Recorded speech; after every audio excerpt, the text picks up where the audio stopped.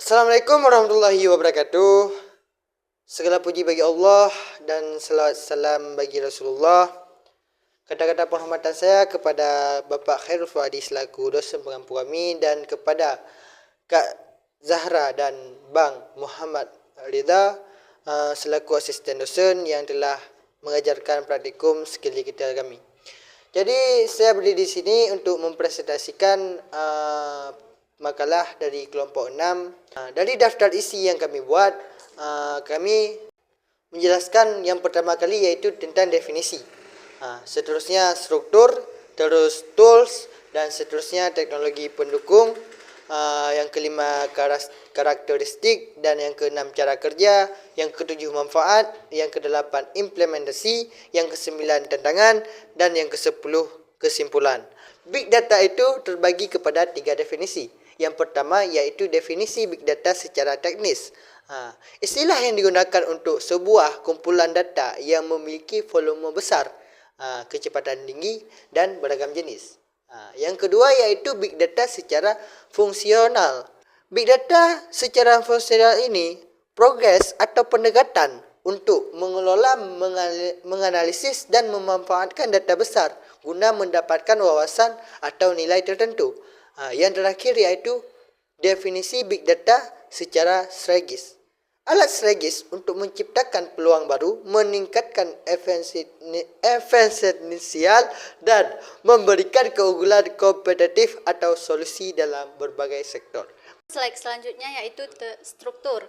Adapun struktur yang terdapat dalam big data itu terbagi menjadi 5, yaitu yang pertama variety, beragam jenis data. Yang kedua itu volume, jumlah data yang besar. Yang ketiga itu velocity, kecepatan data yang dihasilkan. Yang keempat veracity, kualitas atau validitasi dari suatu data. Yang kelima value, nilai yang dapat diperoleh dari suatu data. Slide selanjutnya yaitu tentang tools big data. Terdapat menjadi 4. Yang pertama, penyimpanan data. Contoh, Google BigQuery, Hadoop, Cassandra. Yang kedua, pemrosesan data. Contohnya, Apache Spark, MapReduce, dan Dataflow. Yang ketiga, pengelolaan data. Apache Kafka, RabbitMQ, Amazon Kinesis. Yang keempat, visualisasi data. Contoh, Looker, PowerBL, dan QlikView. Adapun slide selanjutnya yaitu tentang teknologi pendukung.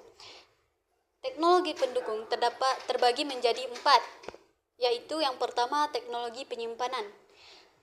Dalam teknologi penyimpanan terdapat penyimpanan lake, penyimpanan cloud, penyimpanan terdistribusi. Yang kedua itu teknologi keamanan. Adapun yang terdapat di dalam teknologi keamanan yaitu enkripsi data, sistem autentikasi, manajemen privasi. Yang ketiga itu teknologi database. Adapun di dalam teknologi database terdapat data warehouse, database NoSQL, in-memory database. Yang keempat itu yaitu teknologi pemrosesan, yaitu skill Hadoop, stream processing, frame processing bed. Slide selanjutnya yaitu karakteristik big data. Karakteristik big data itu ada 3. Yang pertama data terstruktur. Data terstruktur adalah data yang disimpan dalam format yang lebih terorganisir dengan baik sehingga mudah untuk diakses, diproses, dan dianalisis. Yang kedua data semi terstruktur. Data semi terstruktur memiliki format yang tidak sepenuhnya terorganisir seperti data terstruktur, tetapi masih memiliki beberapa halaman yang dapat digunakan untuk memproses dan mengakses data. Yang ketiga, data tidak terstruktur. Data tidak terstruktur adalah jenis data yang tidak memiliki format atau struktur yang jelas, sehingga sulit untuk diproses dengan teknik analisis tradisional. Slide selanjutnya yaitu cara kerja big data. Cara kerja big data ada 6. Yang pertama yaitu pengumpulan data. Pengumpulan data dengan metode sensor IoT dan media sosial. Yang kedua penyimpanan data, yaitu dengan metode cloud storage dan distribusi file system. Yang ketiga yaitu pemrosesan data dengan metode pemrosesan batch dan pemrosesan real time. Yang keempat yaitu analisis data dengan metode BI tools dan analisis statistik. Yang kelima ada visualisasi data dengan metode dashboard dan grafis dan diagram. Dan yang keenam ada pengambilan keputusan terhadap data tersebut dengan metode rekomendasi dan prediksi bisnis. Baik, slide selanjutnya yaitu manfaat Big Data. Manfaat Big Data yang kami ambil ada 6. Yang pertama, peningkatan dalam pengambilan keputusan.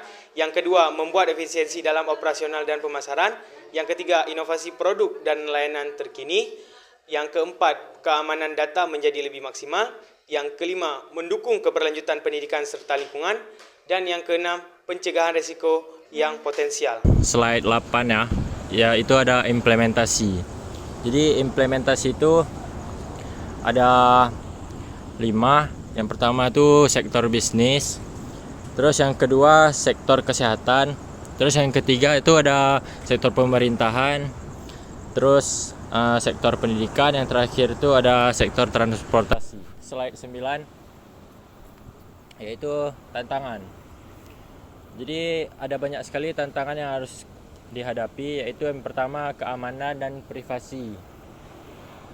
Terus yang kedua ada volume data yang sangat besar. Terus yang ketiga keanekaragaman data. Dan yang terakhir itu ada kualitas data. Terus kesimpulannya di sini yang bisa kita ambil dari seluruh slide adalah Big Data adalah konsep penting dalam era digital yang memungkinkan pengumpulan, penyimpanan, dan analisis data dalam jumlah yang besar untuk menghasilkan wawasan berharga.